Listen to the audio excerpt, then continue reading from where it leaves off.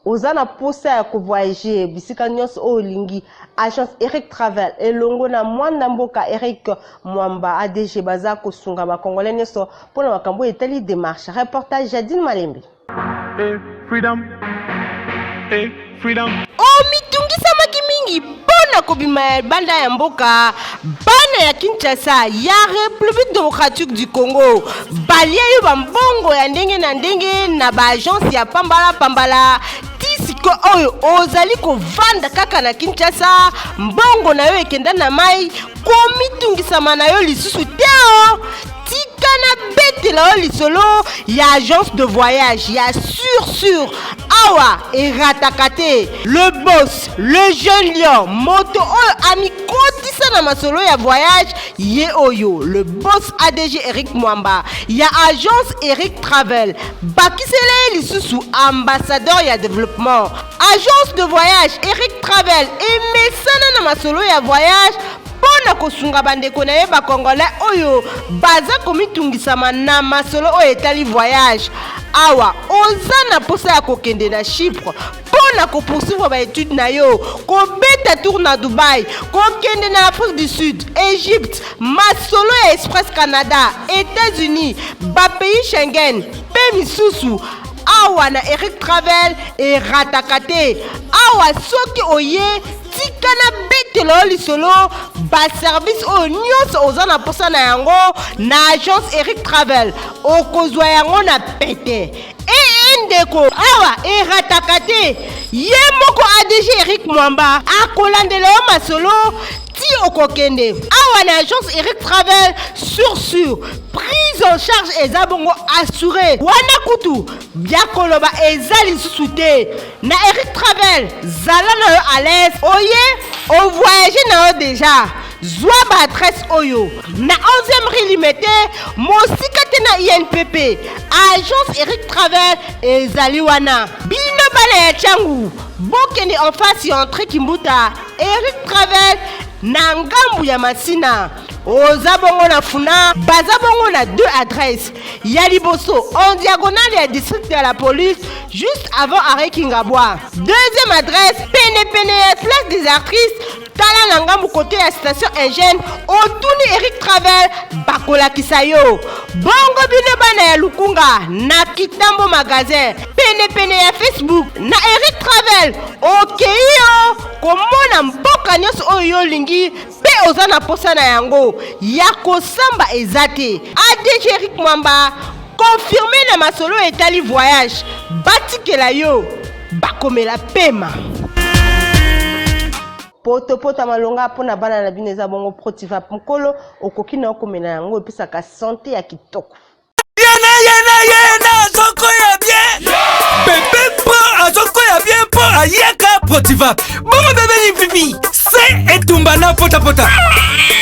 ndeko na malika mini mwa ezolela makasi bo ezoloka ntina balabala yeka boye alia na pasi mwana oyo mwana kolia na pasi te eske biloko azolia oyo azosepela nango tala bébé pro ye aliaka kaka Protivap bandiku naza kupesa bino Jean-Pierre ya mwana oyo bébé pro banda kuma kuria aliaka kaka Protivap butala ekola linai Protivap kitoko na miso elengi na monoko misala na nzitu ya bana pona société ya santé ya bana esengeli baliaka potopoto Protivap tala lelo yo bébé pro akoli malamu po aliaka potopoto Protivap bino kuna chimagate aha bitso nyoso tokobina dansa babebe toke bana bayi yango chante kitoko nzoto makachi mboka mobimba echite yingiyo ha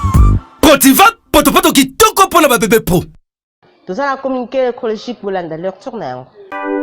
famille Mpiri famille Misidi Kasindi ngai baza na makoyebisa na baninga pe bayebani na bango liwa ya mama ndeko yaya koko cousine pe nièce na bango na kombo ya madame Piri Epine Brigitte ye akufaki depuis mokolo ya le 22 novembre 2022 na hôpital ya clinique Ngaliema. En attendant bobimi matanga eza kosalema na quartier Lukunga avenue Loboto numéro 6 na commune ya Ngaliema. Programme Yamatanga et Zaboui. Vendredi 2 décembre 2022, de 19h, Tina Tongo, veillée mortuaire et Rosalemana, salle La Grâce, 6 avenue Victoire, référence maison communale Yakalamu. Samedi 3 décembre 2022, levé à corps et Rosalemana mort de la clinique Ngalema, Bokundami et Kozalabongo, na nécropole entre terre et ciel. Tika été lié bisi oyo et comme la batonio so baebi famille Piri Pemisidi, particulièrement Brigitte Piri Épine. Souvent je me demande si j'ai bien vécu parmi les autres. Bozala qui est belé pour la colonne d'info, la journal, il y a peu pour la peu sepela qui nango, ou pesa merci na Fabrice Lundombi, azaki na sema caméra, pe na montage, concours rédactionnel, il y a Nadine Sonamouya, la pe Jadine Malembe, supervision héritier, mapinde, mi coordination à Stéphane Skandi. Notre rendez-vous, au revoir. Innovation na makambo ya mpepo tope aviation na RDC compagnie africaine d'aviation c'est ana mokuse alela yango minu na nenga kosakana tedi et commandé domaine na ye après réception ya premier Airbus A330 oyo CAA yaka nango mikolo eleki yango nde sukisaka masolo ndimela ngai mwana Kongo que CAA auti lisusu ko bambola koko na botu na domaine aérien avec arrivée pe réception ya deuxième avion esika Airbus A330. Airbus A330 deuxième frappe yango yo ya mokwake na mapate RDC ya boebondi melangai que mon côté na terrain po ezala nanu te et comme il est lontimba na nzuzi veut dire mapasa Airbus A330 ba avion ya mokwake ya liboso yaka yango yo bozwa lix eza nango neti soki omatio kita na ote po confort nango eza na ba angle nyonso kobana na bakiti na couloir na first class na classe économique et bongo bozo ya mibale yango yo nyonso eza na excellence pe noblesse moko hors pair boyeba pe bosimba que Airbus A330 eza ba marque ba avion oyo bomodaka na international ba compagnie aérienne de renom pe crédible nde basalelaka yango bokokuta yango na bamboka lokola Allemagne veut dire na Machaft pe ba pays européen belé kutu batu ya baaffaire pe mingi ya minene na monde mingi basalelaka yango po na kitoko pe bopeto na luxe na yango surtout mécanisme ya sécurité eza nango chaque siège ndenge kaka boza komona eza na mwa mini télé oyo kotalela bafilme ennui, fatigue, okotika la koyoka yango te USB na pointe pour le chargement ba téléphone tope ba utilité mosusu Airbus A330 ya mibale ya CAA et komi eza na deux classes first class pour na bino ba grand monsieur na ba grande dame pe ba personnalité misusu ebele avec 36 sièges classe économique pe ezali pour na bino bosalaka ba faire pe bato nyonso ba amoureux ba voyage avec 267 sièges mokoka sala voyage dans ba meilleures conditions ndenge nanu ezala te avec Airbus A330 ya mibale ya CAA avion ya sika oyo uti kokoma ekwei deja na mabele timba na nzuzi lelo mibale moko te na Congo bana Congo pe bapaya basepeli oui CAA mfumu na ba innovation deuxième avion Airbus A330 yango ekomi